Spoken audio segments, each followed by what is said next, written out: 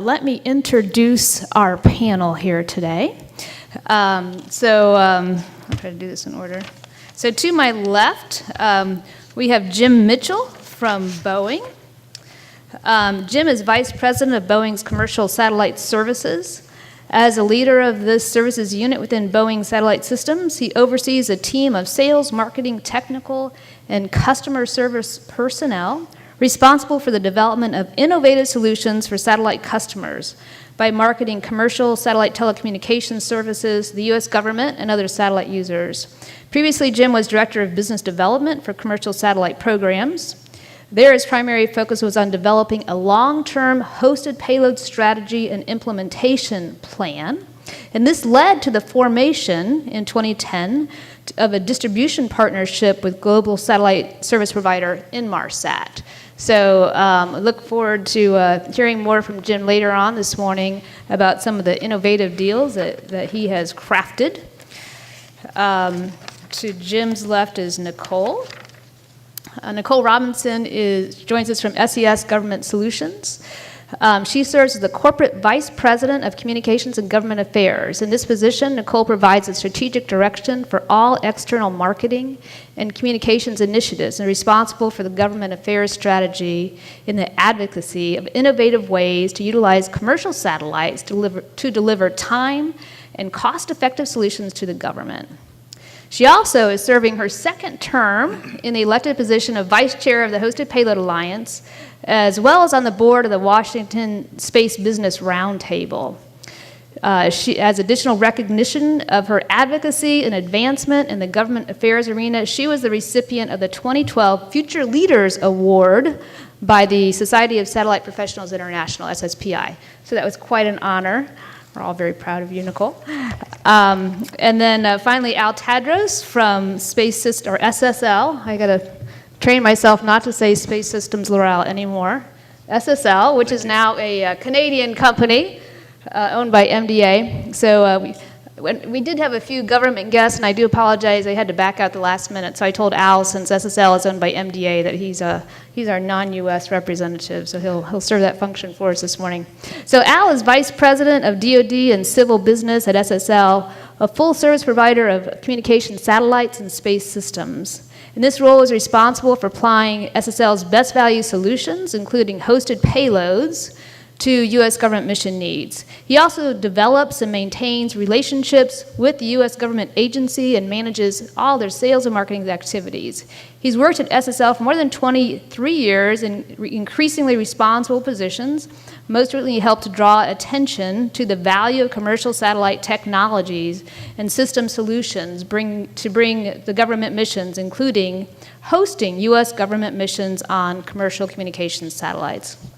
And it just occurred to me, I didn't really introduce myself, so let me back up a little bit. So my name is Janet Nickloy. I am the Vice President of Strategy and Business Development at Harris Corporation. I'm also happen to be the chair of the Hosted Payload Alliance, and I'll talk a little bit more about that to give you some perspective. But just to again kind of share my background in hosted payloads, one of the business initiatives that Harris has tackled in the last couple of years is providing the hosted payloads that go on the Iridium NEXT constellation. So we have a significant amount of experience in hosted payloads as well. In fact, that will be featured in the panel this afternoon, so I suggest you should join us there, and you can hear more about some of the interesting journeys we've been on and been able to very clearly take advantage of hosted payloads to benefit both commercial and government. So let me just tell you a little bit about the Hosted Payload Alliance, and then I'll let someone else talk for a while. So the Hosted Payload Alliance has been in place now for 3 years. I'm the chair and have been for the last 2 years. It's a industry association nonprofit, has international participation, and the function is to be that bridge between government and industry and trying to encourage and educate on hosted payloads. We tend to be the first call from the government on questions that they have concerning hosted payloads and trying to work through some of the challenging business and economical issues that are unique with hosted payloads. We host several different forums throughout the year with both industry and government. Just to give you an example, for this year, we've had industry forums at Satellite 2014 in Washington, D.C. We've had a forum at National Space Symposium, Colorado Springs. We had a very successful Hill Day where we talked with over 30 government representatives to specifically get their encouragement and support for leveraging hosted payloads on government government programs. We found that was very, very effective. Many of them, they're just very, very busy. They don't have the opportunity to come up the curve and really understand the benefits of hosted payloads. So we had great feedback, and we have additional Hill Days planned to continue that educational process. As I mentioned, we've got 2 days here at IAC. There's a hosted payload summit in Washington, D.C. in October. The initial read is that it'll be very well attended this year with a significant amount of government representation. So I encourage you to try to participate in that if you can. In fact, there's a hosted payload 101 activity first thing in the morning, which should have very strong both government and industry representation. So that would be ideal if DC is convenient to you. And then finally, there's a SatCon conference in November. And in fact, Al Tadros at the end there will be hosting a panel there on hosted payloads. So lots and lots of activity that's being sponsored by the Hosted Payload Alliance. I encourage you, if you're not a member, to please join us. We're very focused and very active in the industry, and we're always looking for more members. So with that, I'm going to ask each one of our panelists to do a little bit more of an in-depth introduction and tell us a little bit more about their personal engagement in hosted payloads as industry members, and then we'll dive into some specific questions. So Jim, please kick us off. Okay.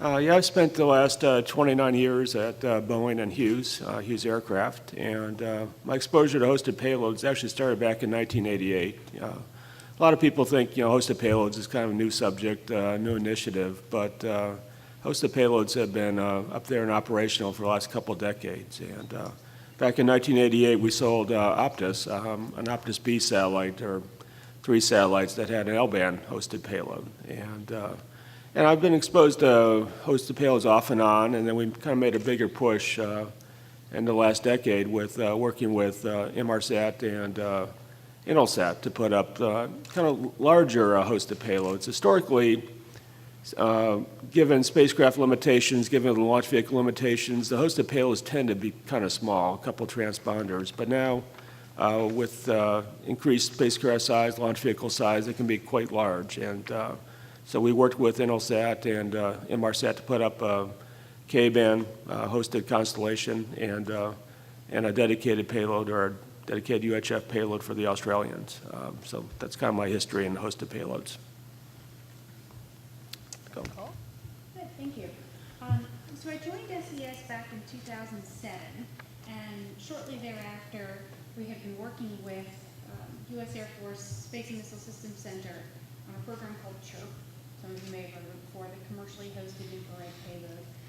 It was the first time the Air Force had put a certain type of infrared technology as a payload on a commercial satellite. So when it first came out, the thought was this is just a bridge too far, something we haven't done before, fairly conservative enterprise here, so it's probably not going to work out. I was really inspired to see, based on the leadership at Air Force SMC and various players within industry, Orbital Sciences, who built the satellite for us, SAIC, who engineered the payload, and then of course SES, who was the owner-operator and the host of the payload.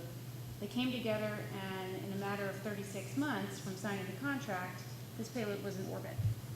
So I was really inspired by that process and seeing that you don't always have to go, just monkey see, monkey do. This is the way we've always done things before. It's the way we'll always do it in the future. There are ways, there are innovative people out there that can get these programs through the system, and not without a lot of heavy lifting, but it's a truly inspirational program to be involved in and to watch come to fruition. Also interesting in that process that though it was a government contract, it was on a 14-page commercial deal that it was written. And for us, that was not common, not for an innovative model with the government. So it just, once again, shows that it can be done. Following the CHIRP program, we had 2 EGNOS payloads on SES satellites for the European Commission. It's essentially a an operational navigational system for the European Union. So it's been a very interesting couple of years. It's been, as I said, very much inspired by the activity by SES and some of the other governments that have taken hosted payloads on commercial satellites to heart, and have delivered these things to orbit. So I'm happy to be here and look forward to talking to you guys a little bit more about it. All right, Al. Let's see if I can. Okay, this is Al Tadros. I broke form here, and I actually have 3 charts, hopefully just eye candy to share. You can go ahead to the first chart. So first of all, the commercial satellite industry has really blossomed, and over, as Jim mentioned, hosted payloads aren't anything new. The blossoming of the commercial satellite industry, both in GEO and LEO, is the thing that really makes hosted payloads a vision for sustainable and operational capabilities, as well as affordable, really practical to discuss now. So across the industry, there are 67 satellites in construction right now worldwide, and that's to probably 30 to 40 different international satellite operator customers for this industry. The fact that all of these will be launched in the next 3 years indicates that there's a substantial amount of upmass that can be tapped into for not only government customers, but commercial partners who otherwise wouldn't be able to afford a dedicated satellite. And that's really what the opportunity is here. SSL is fortunate to be part of this, and in the next chart here, I'll just give a few examples, and some of these are directly to communications and navigation. In the top left, as Nicole mentioned, we worked with SES on the EGNOS GPS augmentation payload. On the top right, we worked with Intelsat to deploy an internet router, which was a tech demo to show how that can be deployed and enables some capabilities for space-based SATCOM. In the middle left is a Optus mission, and this highlights the fact that some operators are leaders in the implementation of hosted payloads, and Optus is one of those that regularly has looked at opportunities to host payloads. This was for an Australian Defence Force communications mission that was hosted on an Optus C1 satellite, which included an XKA and UHF payload. And then finally, on the bottom right, I'll just highlight that the Spanish government funded and developed a X-band phased array that they then flew on a SpainSat satellite about 10 years ago that we built. So these are examples of things that the industry has done already. And then the final chart here, I wanted to just briefly mention something that's in works now, which is a NASA-led tech demo for optical communications. And this is from the Space Tech Office at NASA, where they're funding the development of a new laser communications payload to be deployed and to demonstrate optical-to-optical relay from 2 ground points. And this will be launched in 2018. So I can talk more about that. One of the unique things here is that NASA is not only demonstrating this for themselves, but they're looking at, well, what can commercial industry do and make use of for this type of technology. So credit to NASA very recently for rolling out competed hosted payloads, as well as building payloads in advance of actually hosting and flying them. Thanks, Right. Jan. Thank you. Okay. All right, we'll just put this back up so we all remember the topic for the day. Okay, so for our questions, I have a few prepared questions here that I'll engage the panelists, but I really encourage an open dialogue. So if as we dive into different topics, if you have something that you would like to ask, or if you have something that you would like to contribute, because I don't think there are any true experts on this topic, I just encourage you to join in, raise your hand, shout. And we'll jump right in and make this a very active forum. So don't be shy. So we're focused on common nav. So I thought we could take one mission area at a time and kind of work our way through. So why don't we start out with communication payloads, hosted payloads that are flying today, and kind of make sure that we have the full understanding of the breadth of where hosted payloads are being used in this mission area. So, Jim, can you walk us through some examples, please? Yeah, as I mentioned before, most of the hosted payloads that tend to be on international operators, not U.S. operators. And there's a wide variety of them that have been launched the last couple of decades. If you look at L-band, the Australians and the Mexican systems have hosted L-band on them. If you look at X-band, Telesat, Optus, the Brazilians, the Japanese all have hosted X-band payloads. Look at UHF. That's been done by Intelsat most recently, but as my colleague mentioned, it was done by Optus in the past as well. The difference is they all tend to mostly be operational payloads, not experimental payloads, because those governments just had a limited military budget, and they had a mission to do, and the most cost-effective thing was to put those smaller hosted payloads on a commercial spacecraft. But there was definitely limitations. Spacecraft used to have 3 kilowatts of payload power, and so the primary payload and the hosted payload both had to share those 3 kilowatts. And what's changed is now we have satellites that can do 13, 16, 18 kilowatts of power. And so all of a sudden, the primary payload and the hosted payload can now share a much larger power base.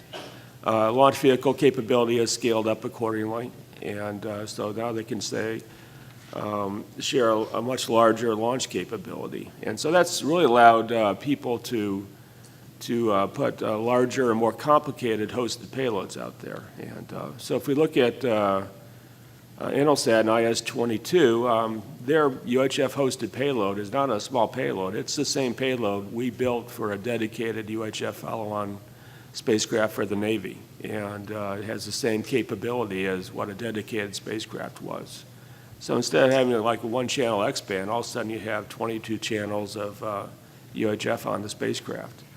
If you look at Inmarsat, they don't really consider their military K-band payload a hosted payload per se, but it really fits the definition, I think, in terms of this conference. And it basically has the same K-band capability as a WGS spacecraft. Now, it's not a full WGS spacecraft. WGS has, for the U.S. Air Force, has Ka index, but it has the full Ka complement there.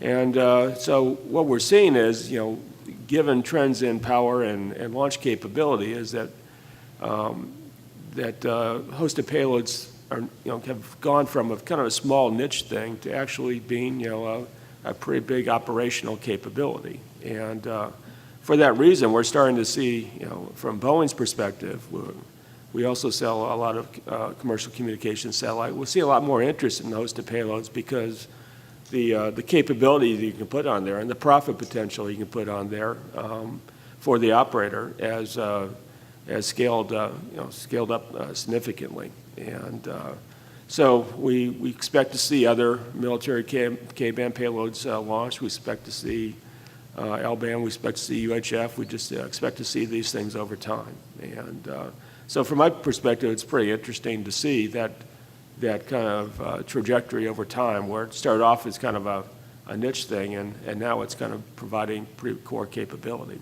So. Thank you.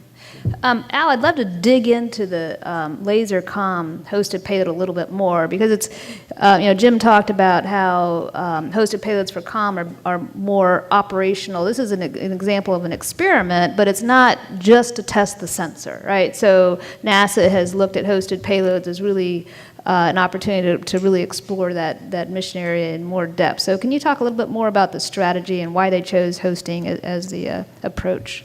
Sure. So in 2012, NASA Space Tech Mission Directorate competed through a BAA, a number of technology areas, and this laser communications relay demonstration was one of the technologies that was selected. It was bid as a hosted payload, largely to focus the budget on the technology development rather than the bus and the launch and the operations of the vehicle. So that was the real impetus. Space Tech Mission Directorate is budget constrained. It's not mission driven. It's a technology driven office, and hence they have a number of different technologies they want to deploy, all within a rather limited set of budgets. The technology developers include NASA Goddard, MIT Lincoln Lab, and then JPL as for the ground optical terminals that are being used with LCRD. One of the other reasons that NASA wanted to deploy this as a hosted payload is their intention to actually use optical comm in their future data relay systems and be able to possibly transition it from a tech demo to an operational capability in near-Earth relays following LCRD. So there's been a series of developments. Most recently, NASA deployed an optical comm payload on the LADEE mission, which orbited the moon. They demonstrated 622 megabit per second link from the moon's orbit down to the ground at multiple ground locations. That was specifically to demonstrate an optical comm technology that is intended for deep space. And there was limited time while the LADEE mission was in lunar orbit. LCRD differs in a couple ways. First, it's intended to be a near-Earth optical comm relay instead of a deep space. So there's some differences there. Second, it's intended to be a persistent capability test bed that they want to use, not only to demonstrate the space segment, but also the ground segment and the operational architecture and aspects of it. So they're able to do that by focusing on the payload and the payload technology and looking at how industry would integrate that into commercial satellites rather than a dedicated purpose-built spacecraft platform with an operations center, and leverage basically what we do on a regular basis in commercial satellite industry for their benefit. The launch will be, we're at this point working with NASA, SSL is working with NASA to develop the interfaces and the accommodations for the payload on a commercial satellite. An operator and mission will be selected within the next 6 to 9 months to host it, and the launch date is intended to be in 2018 for the mission. There'll be a 2-year NASA demonstration period, and then vision of a transition. And part of that vision, NASA recently released an RFI to ask industry, what are the uses, what are the capabilities, how would you like to see LCRD deployed so it benefits you, commercial industry, in deploying SATCOM capabilities. So that's a pretty bold move on many fronts by NASA, and again, it's to their credit that they're taking that step forward, not only hosted payloads, but to the commercial industry overall. Yeah. Okay, thank you. I find it very interesting that SSL finalized a contract with NASA when you haven't even decided specifically which satellite you're going to launch the hosted payload on. So, I mean, that's really a bold step in saying hosting is the solution here, and we think that there are multiple options, within your factory. Can you talk to us a little bit about that dialogue and how you gave NASA the confidence that they indeed would have a hosting opportunity in a time frame that met their needs, although you hadn't nailed that down into detail? Sure, sure. You know, it's not that different from many of the other technologies that we deploy on commercial satellites, and we, not only SSL, but in our industry. There are providers out there that develop TWTAs, right? And it's based on an anticipated market, an anticipated capability. Specs and qualifications are put out there and in new bands and so forth that manufacturers like SSL work with the suppliers, develop the capability, qualify it, and then on-ramp it on an operational spacecraft. It's not that different from that scenario. So for hosted payloads where there's a substantial development, longer than a typical 28-month type of commercial contract to launch, it makes a lot of sense. NASA understood that the accommodations would be compatible with a certain percentage of satellites and programs that we build to, and that was sufficient because they did not have any requirement on what that satellite would do other than it would need to be over a certain location over CONUS. And it turns out that that's one of the most populated locations around the globe, so the frequency of replacement satellites is fairly high. So with that, and especially because it's a technology development and demonstration organization, they felt comfortable going forward with that structure of a program. Okay, good. All right, and I do encourage anyone that's interested in laser comm to take a look at the RFI that's out. If you don't have access to it, you can come talk to Al afterwards. I'm sure he'll shoot it to you. But it really is an opportunity for us as members of the space community that want to see technology continue to advance, to take advantage of this opportunity to explore laser comm in our solutions going forward. So any questions all on comm before we switch to navigation here? Or anything else you'd like to add, particularly someone that perhaps doesn't have a U.S. government approach? Sir? One question in terms of the laser experiment. Where are they planning on locating the ground terminals? So there are two locations. The demonstration payload actually has two optical heads. The intention is to relay from one ground station through the GEO to the other ground station.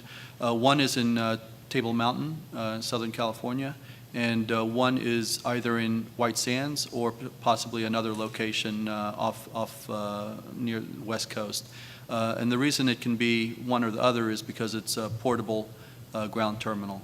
So the demonstration that was done for LADI used a ground terminal that it can actually be crated and relocated, and that's their intention.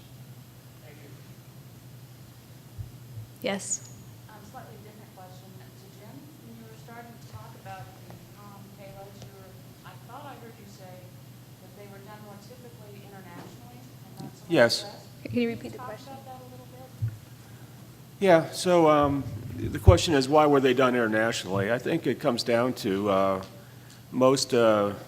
the U.S. government has a very large defense budget historically, and therefore they can afford to build and launch their own dedicated assets. Most international militaries don't have that luxury. They have a much more limited budget, and therefore they've had to try and figure out how do I do more with less. And I think the hosted payload approach was attractive from that point of view, that they could put the capability on with an order of magnitude lower cost. Now that required them to go through all the technical business and policy and decision-making coordination process with operators, and which is not easy in many cases. But they didn't have another choice. I mean, when Intelsat approached the ADF on the UHF hosted payload on IS-22, the ADS said, we really don't have any other choice. We're not going to build our own. And no one else is offering to do this. So we're all in. And so they actually even modified their entire decision-making process around what did Intelsat need to get this program going. I think the U.S. government is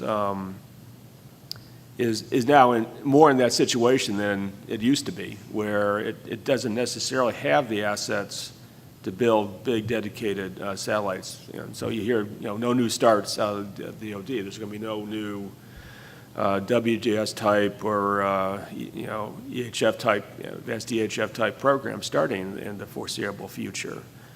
But they haven't had the 20 years working through the technical business and particularly the policy implications of being able to make long-term commitments, being able to give commercial operators access to spectrum and stuff. And so the U.S. government's on a learning curve because they've had the luxury they didn't have to go down this path historically. Does anyone else want to add to that? I'd be happy to. I think I, in some areas, agree with Jim. In some areas, maybe have a different perspective simply because we're from an owner-operator community. Most of you probably know this, but for those of you who don't, the largest commercial satellite owner-operators in the world, to the top three, SES, Intelsat, and Eutelsat, none of them are headquartered in the United States. So in the case of SES and Intelsat, they're both headquartered in Luxembourg. In the case of Eutelsat, they're headquartered in Paris.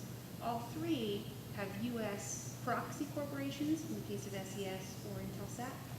And in the case of Eutelsat, they have special security arrangements. So they have U.S. government market-facing entities in the United States, proper clearances, et cetera, to be able to manage this business in a secured fashion. So when an opportunity arises to deliver cost-effective, perhaps even faster-to-orbit solutions for comms payloads on a commercial satellite that's already planned for the fleet or could be influenced for future addition to the fleet, there are trusted U.S. entities within the commercial satellite owner-operator community with whom the U.S. government can work with. And that's the case for other governments as well. It's just that it's an international business. Intelsat and SES are both global operators, so with capability around the world. It's just an alternative way of accessing comms capability than buying these larger systems and designing them, launching them, operating them internal to the U.S. government. The way the future may look more like leveraging commercial capability to do that. Perhaps some would suggest in a more timely and cost-effective way. I would be one of those that would suggest that would be a more timely and cost-effective way. Yeah, I agree with these comments, and I just add that oftentimes there's a lot of regional operators, and oftentimes those operators are larger, have larger budget and larger programs than the civil or even military space programs in these countries. And the opportunity and access to space is really through the commercial operators. I mean, the example that I threw up there for SpainSat, the ability to put up a technology that is being developed within country on their own satellite is probably more frequent than if they, waited for their next civil or military funded space program. MTSat for Japan carried 3 different missions, including a GPS augmentation mission and a weather imager, along with their communications payload, as an example. So a lot of the regional operators are probably the go-to place for access to space in some of these countries. So does anyone in the audience want to comment to that point? Because I think it's an interesting point that when you look at the number of hosted payloads that are used for operational missions, they tend to be non-U.S. government. And anyone else have a personal insight or commentary on this topic?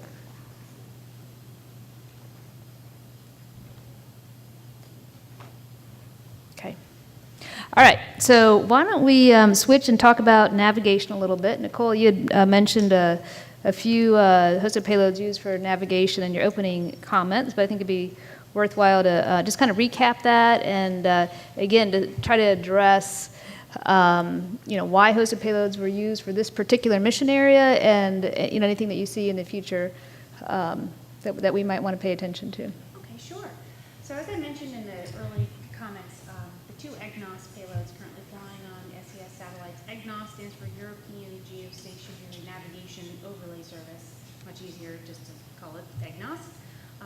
Essentially, it's a geo-based satellite system that offers navigation integrity signals via two hosted payloads. Both were launched within the last 2 years on SSL platforms, as a matter of fact, in the SES fleet. They are to provide the service for the European Union. However, the European Commission is the contracting authority and the entity with who is managing this particular system. It's interesting because these hosted payloads offer redundant signals that are helping to improve the validity of the navigation information that's currently available to the European Union. So that helps things such as aircraft landing times, maritime operations, reducing the uncertainty that those GPS signals may be delayed or less than accurate.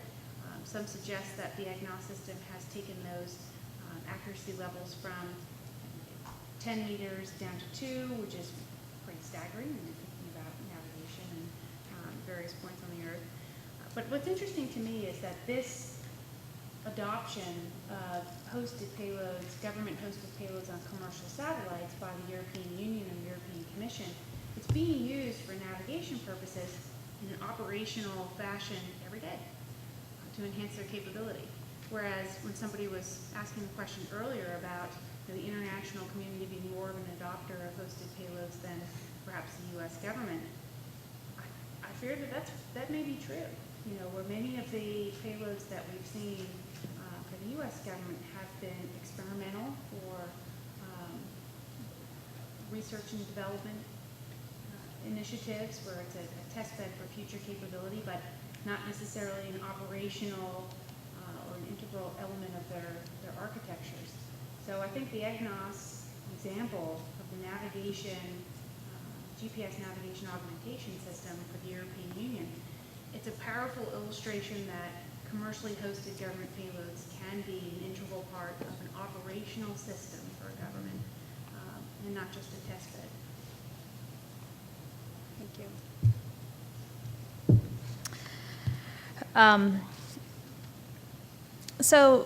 So clearly there's benefit.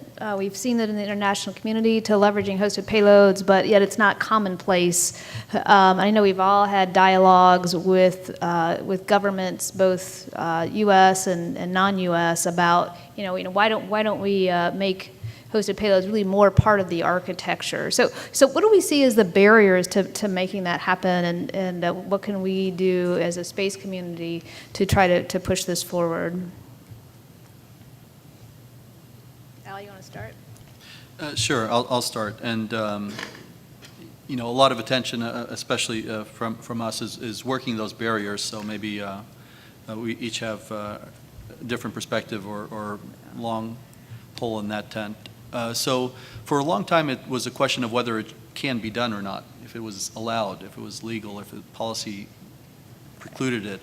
And meanwhile, the FAA has been doing it for decades, but it was resolved through policy recently through the National Space Transportation Policy and others that it was okay, and the DoD could consider this, and it was a reasonable thing to do, working with commercial industry and deploying capabilities. Okay, so that was somewhat resolved. Still pockets of questions there, but overall resolved.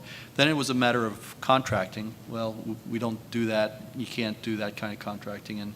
And over time, although CHIRP and NASA, Earth Venture, and others were going out there and doing it, the Air Force eventually put together the Hosted Payload Solutions contract and recently gave out awards, and this is an IDIQ that said, yeah, there is a contract vehicle, and it's here, and this is what the contractors and the opportunities and the method, and it's available not only for the Air Force and DoD, but for the broader U.S. government. So that hurdle seemed to be kind of subsided and put away.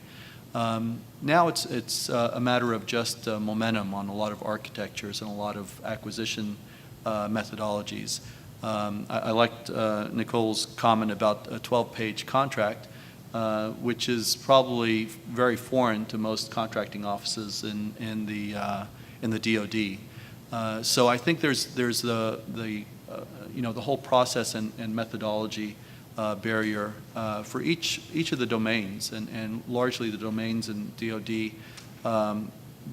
are different. They're stovepiped not only in their deployment but in their acquisition as well.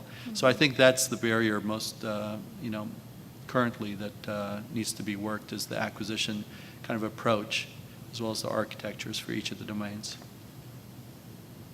Okay. So I just was flipping through some notes here because I think there's a powerful statement, as Al had mentioned, in the National Space Transportation Policy of 2013. I mean, this is U.S. policy, and this is what they say regarding hosted payloads. Encourages partnerships with private industry to put U.S. government instruments on non-governmental spacecraft, which will increase scientific and other capabilities, facilitate access to space, save taxpayer dollars, and also using arrangements known as hosted payloads. So you have explicit policy-related descriptions of why they should be embraced, this methodology or means of accessing space.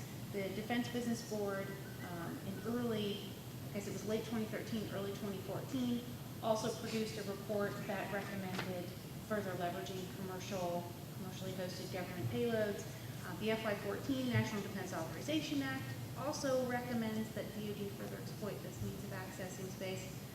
So Jim's right. I mean, you're left scratching your head saying, industry saying it makes sense, policymakers are suggesting it makes sense, Congress says it makes sense.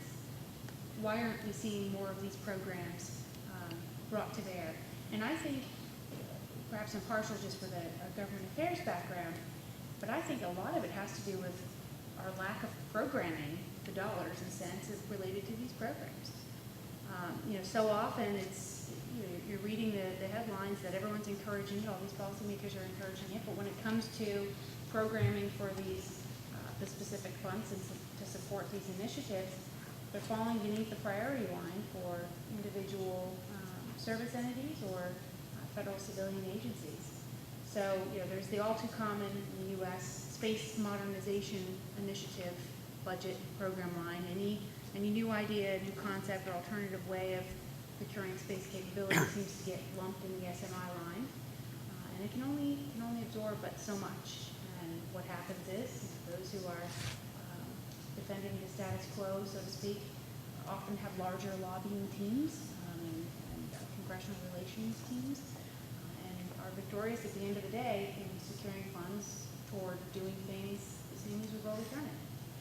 And it's something that we should all be concerned about in terms of just having our national capability that we need, and something that we can each influence from an industry perspective to ensure that these programs and these critical communications and missile warning and other types of sensors have a host, have a budget, and have a way of getting to orbit and into the warfighter's hands. My 2 cents. Thank you. I guess I would just say, working through some of the hosted payloads, I think 2/3 of people are on board and 1/3 aren't. 1/3 see hosted payloads as a threat. Someone's trying to steal my spectrum. Someone's trying to truncate my government program and take the money that's mine. And so there's kind of war internally on these things. When we worked with Intelsat and they worked with ADF, ADF was on board. They're united. They were like, what do we need to do to get this thing done? And when we try to do some of the similar stuff with Inmarsat, a lot of people, hey, this is exactly what we should be doing. And some people say, I'm not on board. I'm not helping. I think this is a bad thing.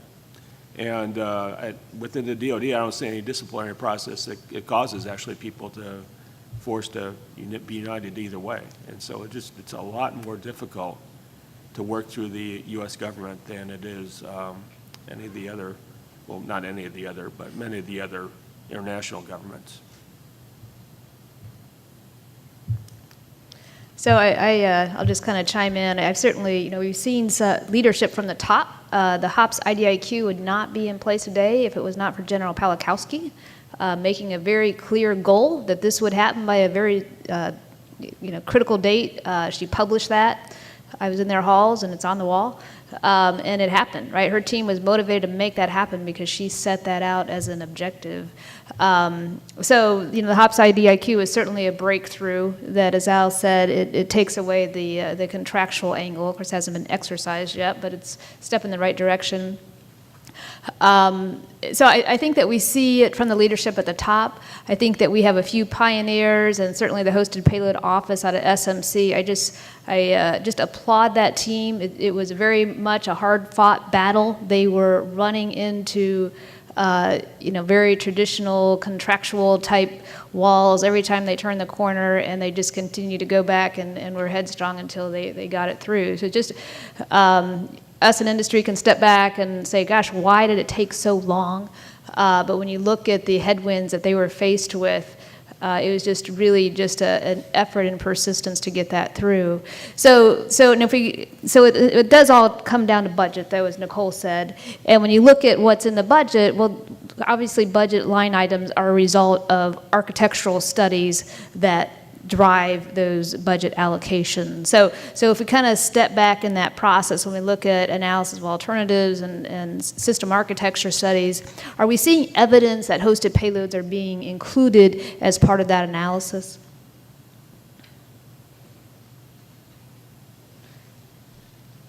Anybody want to answer that? Well, I'll give it a stab. I think that within the departments, I think that they are being included as part of that analysis. I just don't think that sufficient priority is being given to them as alternatives to existing ways of accessing space. Yeah, I think it's just a matter of familiarity. They have a certain tools in their toolbox, and when you go through an AOA, it's easier to pull those tools out and apply them. I know a number of agencies have databases on bus capabilities and launch vehicle capabilities, and to get anything else in there and optimized so it's compared evenly is a tough challenge. So it's a matter of familiarity and hence the very slow progress. I will add that one of the functions of the HOPS IDIQ is to for the Air Force and their government counterparts to be able to create that database that they can then use in their system architecture trade. So we anticipate, I think everybody up here in the front of the room is participating in HOPS. There are, I think, 12 different IDIQ contracts, and each one of those primes has multiple teammates, so large participation across the community. So as the HOPS IDIQ gets more active, it's just in its early phases, there will be this dialogue between industry and government on, what are the options for hosting. And I'm hopeful that by the people that have payloads that they need to get into operation, for them to have this database and understand that, wow, there's a plethora of options here for GEO, for MEO, for LEO, full geographic coverage, varying swap, and certainly a industry community that very much wants to make this happen, that we'll start to see some progress. So I think it'll be an interesting year. Hopefully when we look back, 12, 15 months from now, we'll see that this feed of data now that can be institutionalized through this HOPS IDIQ contract will indeed drive hosted payloads as being the approach that they want to go forward with, just much like what Al described in the LaserCom experiment. So one other question I wanted to dive into here. When we look at hosted payloads, in many occasions they are accompanied by creative business models. So if you look at the example that Jim described with Boeing, with the Australian Defence Force, it was a different business model. Certainly, I described that Harris is involved with a aviation surveillance hosted payload that will fly on the Iridium NEXT constellation. That service will be provided as a service. It's not a traditional business model whatsoever. So I'd love to hear the panel's thoughts on different business models that you've seen that have worked, and what are your views with respect to creative business models in the future in order to leverage hosted payloads, and just space in general? Well, I guess, the preference always for an operator was, government would just write a check for the payload and be done with it Yeah. and And move on. deliver it in And, an unmarked suitcase. Huh? yeah, right. And that often has happened in the past, so that's certainly a model that works sometimes. It works less well when you get these larger, much more complicated payloads, because now the check starts to become a lot bigger. And so I think that's kind of where the innovation has to come. And so when Intelsat embarked on IS-22 with the UHF payload, they kind of did a prepaid lease, but they didn't do it for the entire payload. They said, oh, if you act as an anchor tenant, I'll worry about the rest, which was, for a satellite operator was, pretty interesting, because when you have a UHF payload, there's not a lot of people you can sell it to. You can't go sell it to, CBS or Fox or something like that.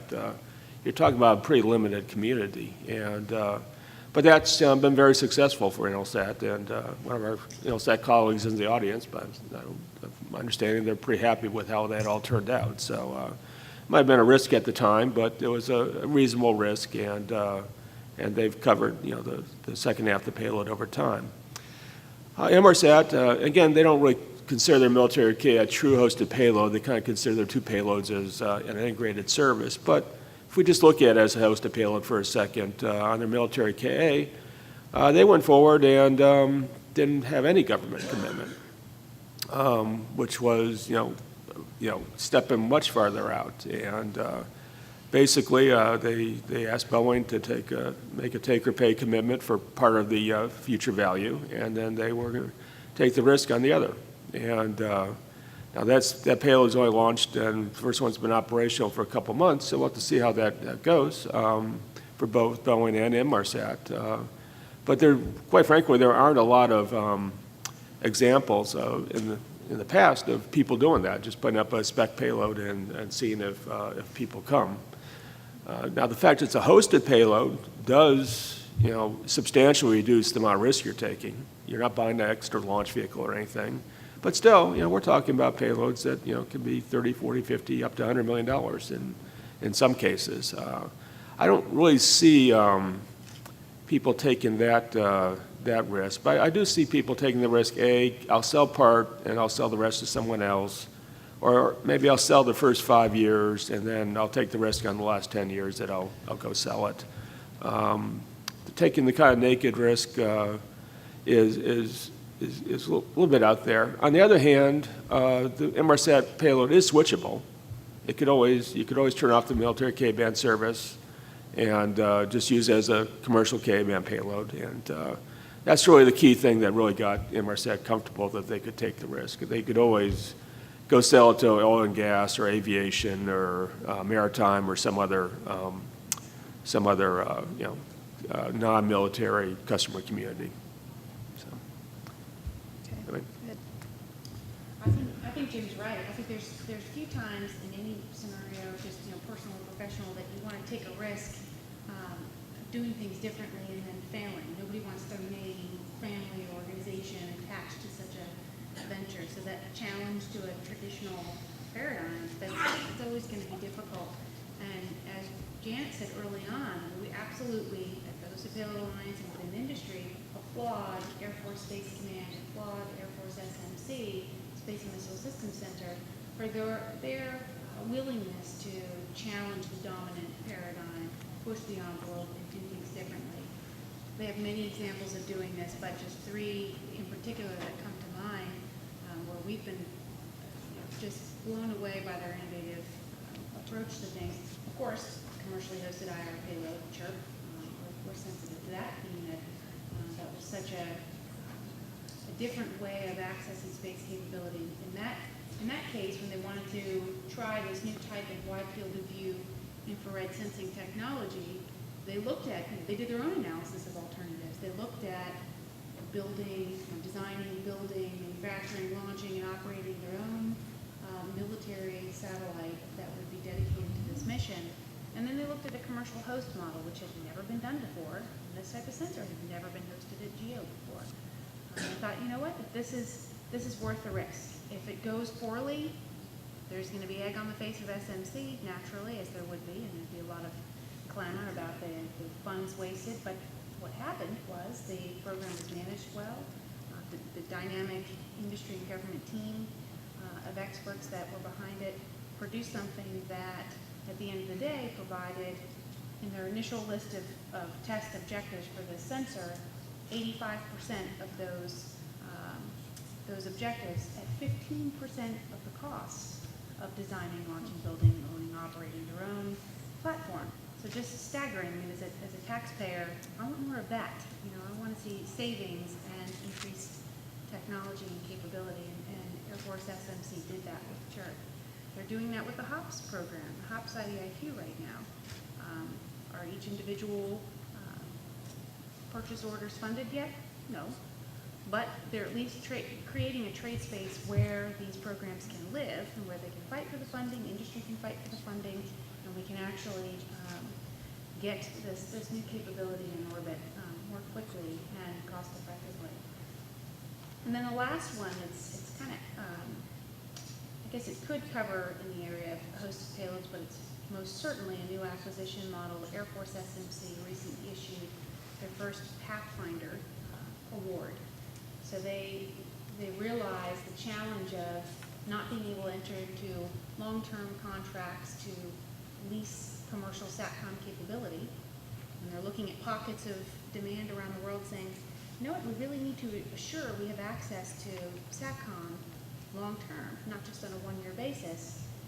And we need to find a cost-effective way of doing that. So how do we get into a long-term agreement with a commercial satellite owner-operator? Existing methodologies don't allow you to do that. So what they did was, under the Pathfinder program, they pursued the use of procurement dollars versus traditional annual O&M dollars found under OCO to get access to that capability. And they were able to purchase a number of transponders on an incline satellite to deliver capability to a prescriptive set of users that they had in the theater with tremendous need. So the model saved an exorbitant amount of money. And if the Air Force chooses to publish it, we would love that. We haven't seen that they've wanting to offer the specific savings at this point, but hopefully that will come out. And they have access to that capability on a longer-term basis where they wouldn't otherwise have that. So certainly, hats off to Air Force SMC, and it would be so refreshing to see other services and other agencies start to employ such a position of challenging the dominant traditional paradigm, doing things differently, and saving the taxpayers money and risk at the same time. So I think those are great examples and shows the breadth of types of contracting that has been employed, and maybe demonstrating that we aren't being constrained in thought in that regard. I wanted to make sure to point out that although we're focusing a lot on GEO missions, that there are quite a few LEO missions and some other examples of innovative contracting and business deals, including Iridium's deal for the ADS-B mission. And maybe point out that it can be a complete end-to-end mission that's employed and not just seen as a hosted payload, although that's part of it. And in that sense, it's not just a space segment, but oftentimes the operators have a more extensive ground segment than the government has access to, and can actually provide that at a better cost than the government can deploy in both the command and control of the payloads, but also for the mission data or the communications links. So both, the LEO missions and the examples that, will come out of HOPS, as well as examples that are already flying or on contract, as well as the ability to have innovative business arrangements on the commercial services, end-to-end services, and not just on the hosted payloads, are in the mix of what people are discussing, and I think that's pretty exciting as well. Okay, thank you. I'd love to hear from the audience on other examples or perhaps experiences of non-traditional business models relative to hosted payloads. Sorry, on the business model, I had a question if I can. Sure, absolutely. So you talked about it briefly. Spectrum wasn't mentioned by Jim Mitchell on development of that. Comments from Al talk about how they see Spectrum being an obstacle to hosted payloads, how possibly why.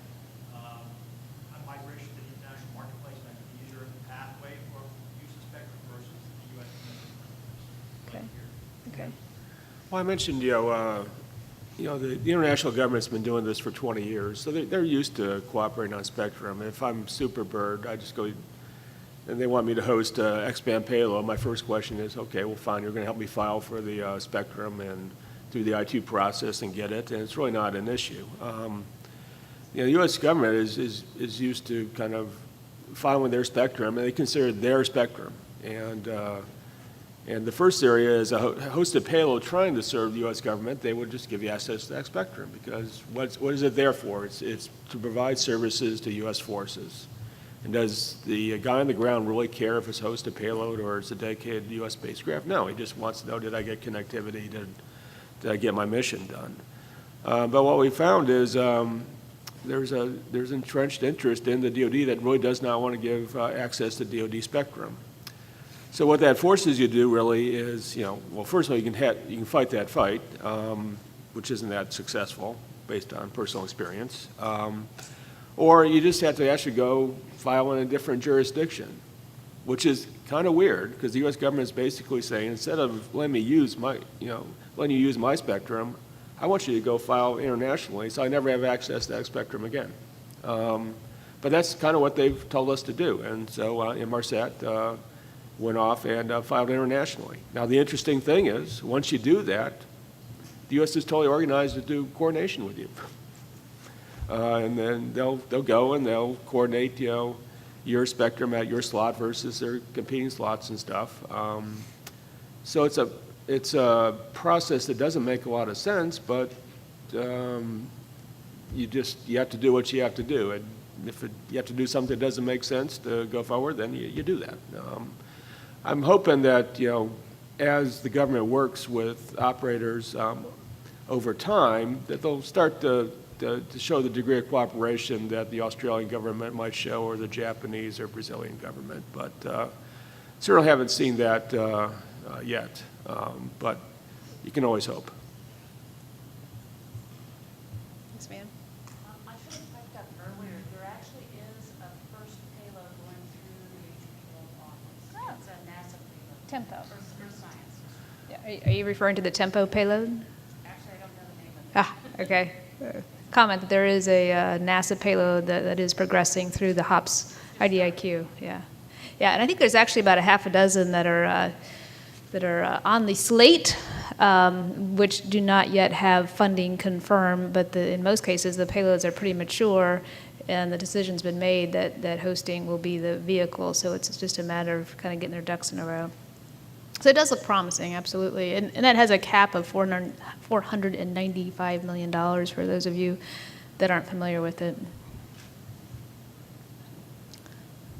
Other questions?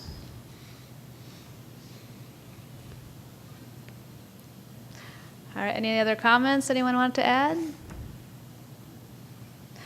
Okay, I think we'll wrap it up. We're about at the end of our time anyway. So thank you very much for coming, and I appreciate the wisdom and time from our panelists here. Thank you.